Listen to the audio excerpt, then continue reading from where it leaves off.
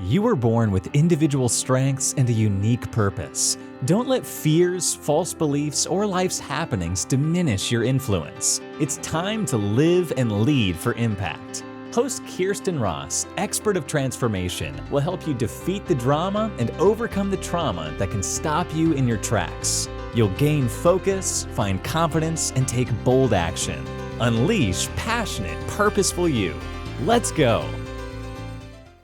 Welcome to Live and Lead for Impact. I'm Kirsten Ross Vogel, your host. Today, I have Kison Patel with me, and I'm really looking forward to our conversation. He's the founder and CEO of M&A Science with a passion to drive the M&A industry forward. He was an M&A advisor for 10 years, in which he sold larger companies such as commercial banks and hotel chains. In 2012, he noticed teams lacked efficient technology to manage deals and created DealRoom, an M&A lifecycle management platform. In 2016, he started the M&A Science podcast, devoting his time to create best practices and lessons learned from real-life deals. Kison then created the M&A Science Academy in 2020 to offer step-by-step training to those looking to master M&A, featuring courses created by top-level practitioners. Through developing technology, educational content, and industry training, Kison aims to bring better practices to an industry with growing market pressures, transaction values, and competition. Welcome, Kison. Hey, thanks for having me, Kirsten. Yeah, I'm looking forward to it. I just have to start with, tell me, because I've worked a little bit in the M&A world, but sometimes, me as the people side of the business, I feel, of course, that's going to be my focus, but I feel like sometimes they don't do enough due diligence in that area. So what are your kind of thoughts on that? In terms of skipping the diligence and doing M&A? No, and focusing on like the people side of the business and as part of the due diligence, the team, the leadership, those kinds of things. Is that That's the biggest thing we see trending in the past 5 years. We've traditionally had this finance-focused M&A approach. Companies are realizing that doesn't end with the best results. And organizations are becoming much more conscious and focused about the people. When we say the people, we mean not only the employees, but also the customers. With that, I would say a couple of big things are starting to shift. One, what's the end state? Like, what are we actually trying to achieve here? And what is that going to look like when this deal is completed? Can we bring that to the beginning of the process so that executives can get aligned around what they're trying to achieve from both sides and start outlining that go to market? What are those actual key things that need to come together to be able to achieve that? This would also include bringing that leadership that's going to be responsible, maybe like an integration leader who's going to take charge of these actions, have them involved very, very early in that process so that they can understand the business, build that relationship with the executives from the company they're acquiring, and get those things aligned a lot earlier. I think the other component with it as well is values. Understanding each organization's respected values will help you understand their culture, leadership approaches, what's uniquely different, what are some things that maybe starkly different that could be things to address. This may help identify how the company should be integrated to the depth of integration, or maybe find some differences that are going to be difficult to mitigate and may warrant the deal not to move forward. And then I think with the journey of going through this process, being very mindful about the things that need to be planned for with integration, but also giving visibility to the company that you're acquiring and what's going to happen, so they're not blindsided by this massive amount of change management that occurs as a result of M&A. I think those are the key things that are shifting to the people focus when we see the trend happening in M&A. Yay! I just have to celebrate that for a second, because for so long it just seemed like there wasn't a focus there. And again, so often when things go totally awry, like I'm the kind of person, I'm happy to come in and clean it up and help align cultures, and whether it's bringing cultures together or align them with the objectives of the organization. But I just always thought that was such a blind spot. And so it's been a bit of time because of COVID, et cetera, that I haven't kind of really been in that world, but I'm really excited to hear that. So starting off with some good news. Yeah. For me, anyway, I hope others are excited who are listening. It definitely depends on the maturity of the company too. I still think there's a lot of companies that are doing their first, second, third acquisition. They're pretty early.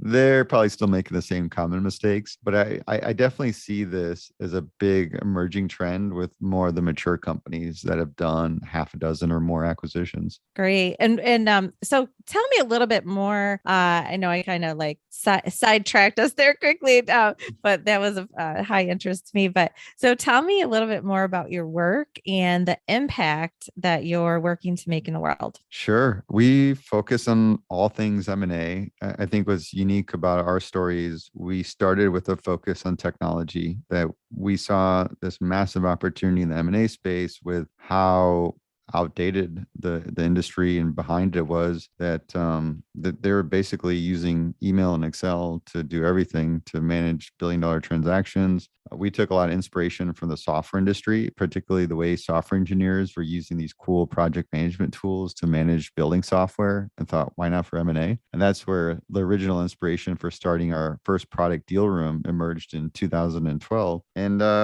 it evolved. I mean, it just started with one problem, solving the due diligence problem, then the integration that comes after and building continuity between those stages, then pipeline management. So over the past 10 years, that technology product evolved into a full lifecycle management solution. We noticed that there were small firms that needed better solutions too, but they didn't quite need all that robust functionality. So we did a spin-off product called FirmRoom as a low-cost option for data security and those kind of transactions. And about 5 years ago, a combination of things. One was we noticed there's a bigger problem in the industry, and that the industry was very siloed and lacked standardization and best practices. Around that time, a friend of mine, Andy, was encouraging me to start a podcast. I remember him telling me, hey, man, you should do a podcast. And my response was, what the hell's a podcast? He's like, don't worry about it. It's the next big thing. You just got to do it. So we essentially married the ideas together of trying to tackle this other issue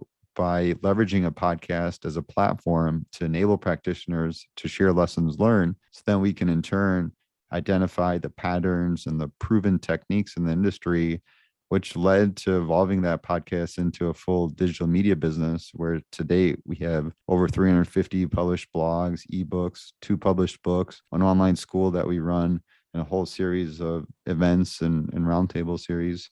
So the business has evolved to become a hybrid of an educational business and a tech business, but all for the greater good of evolving the industry so that these large transactions, M&A tend to be the largest transactions in the world, can be more efficient, have better results. And we hear stories, if you know folks have been involved, where M&A happens, a lot of disruptions happen to the business. People get frustrated, confused, blow-ups happen, and people can quit their jobs. And with that, a lot of value gets lost. So I think that when we tie back to the earlier theme, can we ultimately create a better people experience so that original vision of original vision of innovation can be aligned and actually obtained, so people are motivated through that process. That's great. Yeah, I mean, people are always going to be part of the equation, so I'm so happy to hear that that there's a focus on improving the experience, which ultimately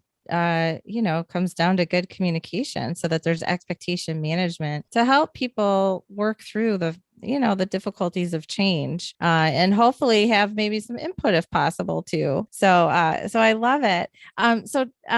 What personal experiences motivated you, besides your friend saying, hey, you should do a podcast, but what are some personal experiences that motivated you to make this unique impact? Obsession. I think I've felt I've had challenges in my personal life, even starting as an early age, Kirsten, where I was born with a club foot, having immigrant Indian parents. There was no circumstance was I to miss school. So I've always had to have about a half a dozen operations every summer, and ended up missing a lot of the typical sports and just playtime that you would have in the summer. But it was just one challenge. Here's a physical challenge. Going through high school, I struggled with a really short attention span, which was hampering my grades in high school, but even got more challenging in college, and ultimately failed out of undergrad. Again, just discouraged, and found that as a personal challenge. So I always had this obsession of finding these areas that I could dominate and win. Even when it was having that physical handicap, I was always hopping on one foot. So I sort of built around that realized, hey, I can actually hop a lot higher than other kids, and started playing basketball and was pretty good at it for a period of time. When it came to school, I struggled with it, but I found there's other areas I could focus really well at, which was looking at data and patterns of data. And that's what allowed me to get into a career where I could consult companies on buying assets and selling assets, because I loved looking at these big data trends and patterns and analyzing company financials, and did that really well. Despite not finishing my undergrad, I still was able to build a career out of it and eventually start my own consulting practice.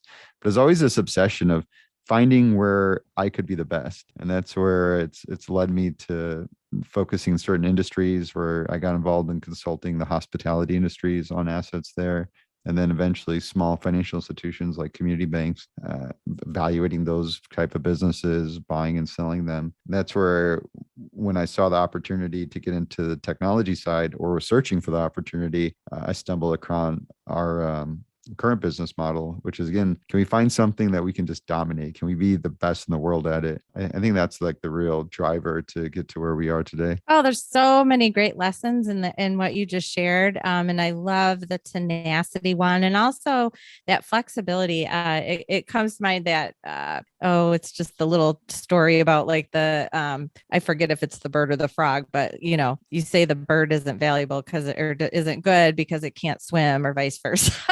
The frog can't fly, so it's not good. So it's really about, finding what we can be good at. And there are times that we fail in one area. And if we stop everything and all progress and all creativity because of a failure, we miss out on the opportunity to go figure it out, find what you're good at and go do that. And it's okay to not be good at all things. And and just the tenacity that you had, that must have been so difficult, missing out on all the summers and, having surgeries and, and then working hard through the school year with the disability. So I love that story. I also just saw something recently on Twitter that I thought, Twitter, but it was a very inspirational thing. And it was this picture of an old car, and a dad gave the car to his daughter and said, go see what they'll give you for this car. And the first place said $1,000, because it's old. And then the dad said, well, now take it to the pawn shop. And the pawn shop said, oh, it's so old, it would take a lot to rehab it. We'd only give you $100. Well, then he said, well, go to an auto, I forget what it's called, but like the people that really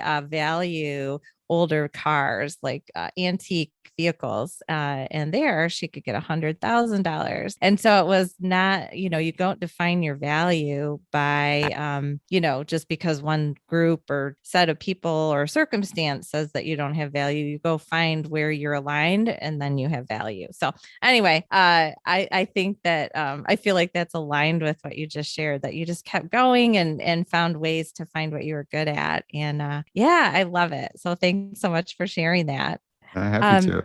Yeah. So when you think back to an impact that you've made, maybe it's with one client or one M&A group or one specific deal, I'd love to have people share what fuels their own passion, because I think as entrepreneurs or, nonprofit, there's always going to be challenges. And so keeping our eye on the prize and realizing this is why I do what I do is helpful. So thinking back to those stories where you really made a difference. So can you share for you what that story is? Yeah, I mean, we get wrapped up in just the nature of the business we work. We always have these NDA agreements where basically you can't tell the client and what you did, but happy to share just some general examples. Yeah. A lot of it is really around creating efficiency for these organizations. When we work with them, they just don't know better. They've been doing the same thing the same way for maybe a decade or longer, and they just very manual. When we're able to come in and essentially build a system for them and say, hey, here's a technology we have, but we're going to fit it for your use case, and take all these myriad of Excel trackers that you have to scope or detail out the steps of your process when you buy a company. We're going to digitize it into this platform so everybody has access to it. You're not emailing these things around. You're not going down this massive checklist only to realize 20 to 40% of it wasn't even relevant. Like you can actually create some priorities and make it very clear. It creates so much of a better working environment, especially when you can create this visibility. The challenge with M&A comes in two parts. One, it's the information management, that you typically start off a transaction with a little bit of information, and then as it progresses, you get more and more information. So that's a whole effort to manage it, because eventually you'll end up with a lot of information that needs to be reviewed and acted on.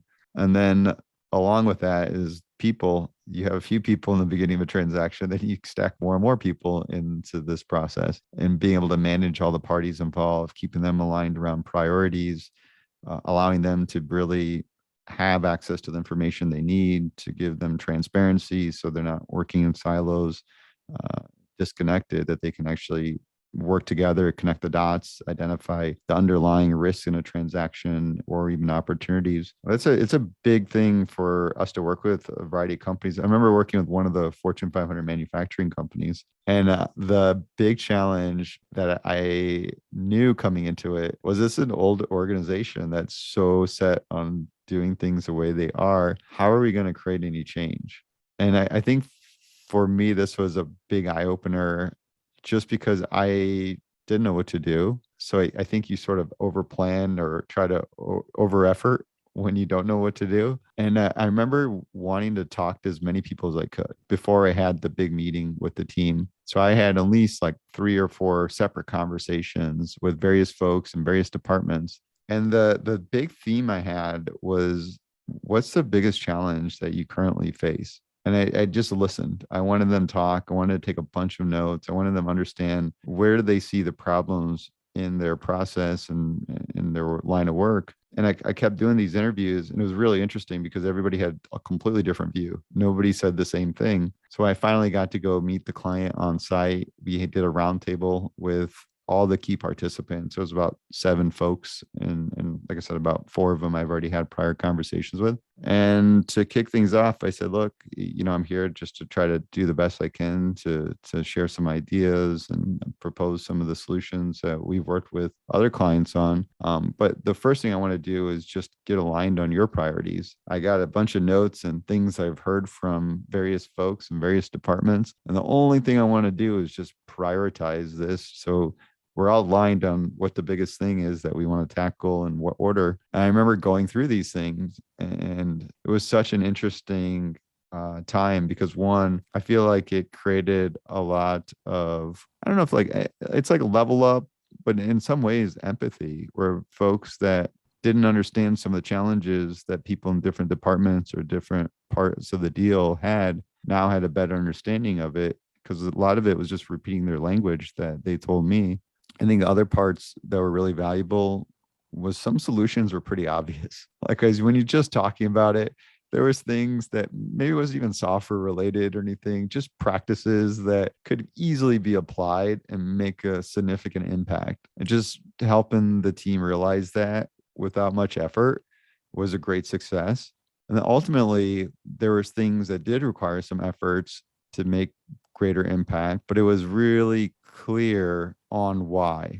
So ultimately, doing this created a compelling reasons to adopt these changes. And it really surprised me on how much impact and change we made on this pretty old and stodgy organization by spending the time to listen to the stakeholders and then allowing them to have that discussion, or help facilitating that discussion, so they can in turn hear each other out and just level up, empathize with each other, and be able to understand what each person's unique challenges are, and then be able to organize that into compelling reason to adopt changes and ultimately drive those changes. I love that story, and it isn't it amazing how so often, because I know very often when I go into an organization and I do some kind of an assessment with them, which is kind of a fancier term for just talking and collecting data, kind of like what you did, a little bit more formal. But yeah, so often a lot of it is just people are in the world of assumption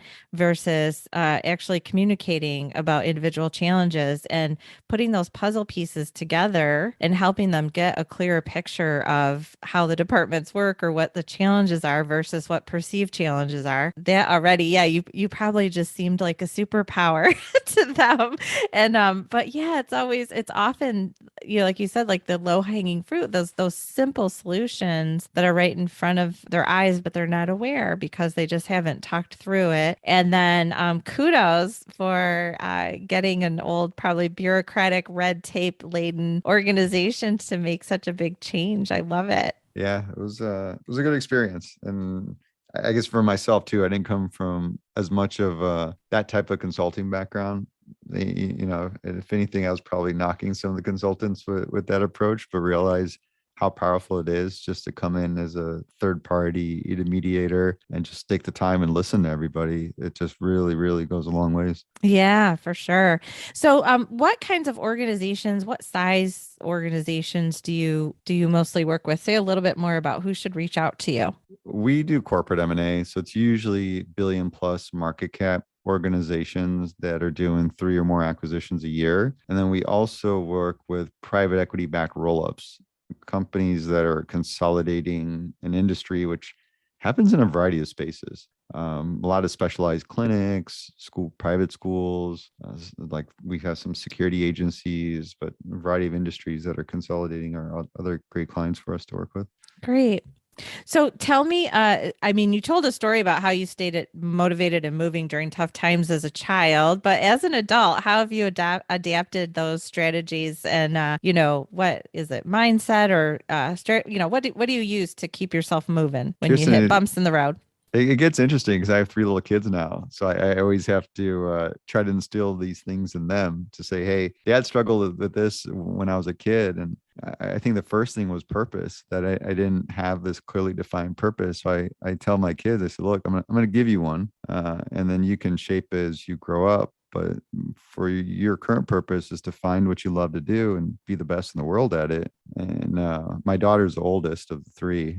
She's 11 now. So you always drive at her. How do you achieve that? How do you able to make that happen? And her lighthearted response would be to focus and work 10 times harder than everybody else. But one of the things that we talk about is the importance of desire. The example I use is, imagine, because she likes to do track and run. So imagine you're going to a race and there's 8 people racing. You got one person on one end who's like, wow, these people are pretty good. I don't know if I'm going to win, but I'm going to give it my best. And on the other end, you got another racer participant that's under no circumstance will I let anybody beat me. I'm going to give this 200% and make sure I win. And I ask her, like, who do you think's more likely to win? And she says, well, the latter person. I'm like, well, let's talk about why.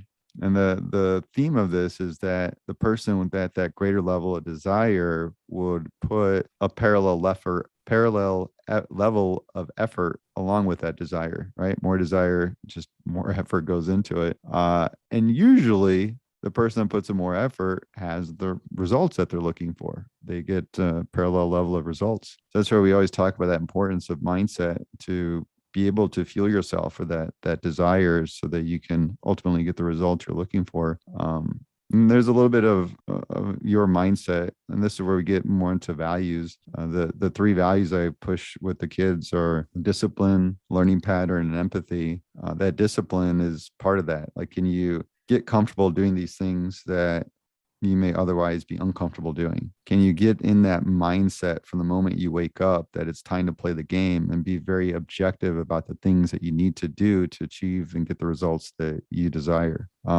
Learning pattern is important because along the way, we need to constantly learn new skills. We need to learn them as quick as we can, and that we all have our unique ways of learning things, but we want to make sure it's comprehensive. So when we think about how we learn and our ability to learn, looking at the different channels and building that into a pattern so that you can be efficient about how you learn. So with that, it's a combination of, are you learning things online? Are you looking at blog posts, Wikipedia? Are you looking at books, which I think is neglected? I hated reading books till I was in my 30s, until I really understood the value of reading books and the rules of reading books. You don't like the book, just stop reading the book, find another book. But it just helps you so much to be able to develop your neuroplasticity so that your mind's strong and can focus better. And plus, people like take a whole lifetime of knowledge and put it in a book and publish it. A lot of value. And then learning from others, subject matter experts, that there's not only looking at these resources that you'll come across in a reading format, but being able to identify who are experts out there that you can network with and spend a little time to learn from their experience, just like these podcast interviews that we do. Then the third one is with empathy. I think this is the one that is really critical in building both professional and personal relationships. But a lot of times we enter these conversations, we have an agenda, and it gets difficult not to think about our own agenda, but to really be able to put that aside. Or even if you're entering a conversation where you think you may know more than the other person about the topic and discussion, put that aside. Can you assume what you know is wrong, or that you know nothing? And really, really intently listen to what the other person's thinking, how they feel, why they feel that way, what are their goals, what are their challenges, how can you align yourself to help them overcome those challenges or achieve those goals. And that just allows you to build much, much stronger relationships and get a lot further. And people tend to reciprocate when you do that. They're willing to hear you out and help you out as well. So I think just kind of building around some values that you can be really conscious about really helps you propel yourself forward. Well, I love how all of those are around intention and really staying focused. There was so much in there as you were talking about the, how hard do you want to work at it? What level of dedication do you have? What do you want to achieve? That also brought to mind that to do that, we need to be so good at setting good boundaries, saying yes and no appropriately. And man, if your kids can get that one down at their ages, that would be amazing. Because so many adults let other people dictate their entire days, by all the requests that come in. And if we say yes to everything, then before we know it, other people are dictating all of our time. And it's hard to, or impossible to hit the goals that we have for ourselves. But at the same time, you do want to build in that empathy and not be fully self-centered. So I love that too. Like, think of the other person. I know so often when, if I have clients who are so afraid of networking, and they're like, well, I don't know what to say. You don't have to say anything. People love it when you go with authentic curiosity to learn about them. Exactly. Just go with a couple of quick question starters, to get the conversation rolling. And that's all you need to worry about. So, yeah, how wonderful. I love that. I love those values that you're sharing with your kids, and those will be helpful to the listeners too. I liked your abbreviated version. Triage your priorities and be genuinely curious. Oh, well, I like the way you said that. Yes, for sure. And and don't be a people pleaser. Well, thank you so much. I feel like you have shared so much value for the listeners. Do you have any additional words of wisdom just for others who are either just on the beginning the journey of making their own impact in the world, or maybe hitting some hiccups along the way? What would you say to them? I think, we talked on a lot of different things, having these sort of core values, being conscious about it. I think the one thing that it took me a while just to build like a behavioral change.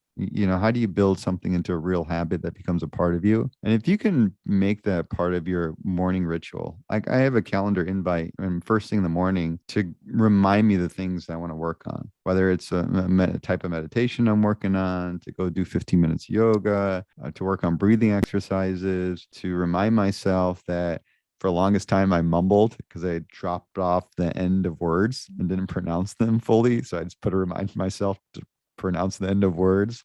These little things, if you can really try to get that to be part of a morning ritual, to be really conscious about those things that you're working on, I think that's what helps you evolve as a person. Because otherwise we tend to, go back to our ways. But if you can make it into the habit to remind yourself early in the morning, like what are those key things that you're trying to change? Are you trying to become a better listener? Great. Remind yourself that. So throughout the day, that's something that you can work on. I think that's the one thing is it's putting that discipline to make changes in your behavior. And what I also hear in there is just like little changes at a time, but with consistency, because before you know it, you've made dramatic changes over time that keep you heading in the right direction. But I love Continuous the improvement. yes, yeah. And just bits at a time. Yeah, like you were saying, a quick meditation or 15 minutes of yoga. The goal doesn't need to be for this week to, completely transition your whole exercise routine. It's just, add in some, make some shifts in small pieces, small doses. So that's awesome. Well, thank you so much, Kison, for spending time with me today. I've really loved our talk today. And if you want to connect with him, all of his links will be available on today's show notes, but you can find him at LinkedIn, Facebook, Instagram, and then Twitter. He's DealRoom Inc. On Twitter, but you'll find all of these links by going to today's show notes. You can find those by going to defeatthedrama.com. And again, if you're in that M&A world, absolutely need to check out his academy, or it sounds like work with his team to find some technology to improve the way that you're working on those transactions. So thanks again, Kison, for spending time with me today. My pleasure, Kirsten. Thank you. Enjoying the conversation. All right. And everyone, get out there, make your own bigger, bolder impact. And if you are in need of just a little bit tweaking in your leadership, communication, selection strategies, for sure, head to myimpactacademy.com/join, where you can gain immediate access to all kinds of digital content to help you there. And you can also spend some time with me virtually. So would love to see you there. All right. Make it a great day. And thanks for joining.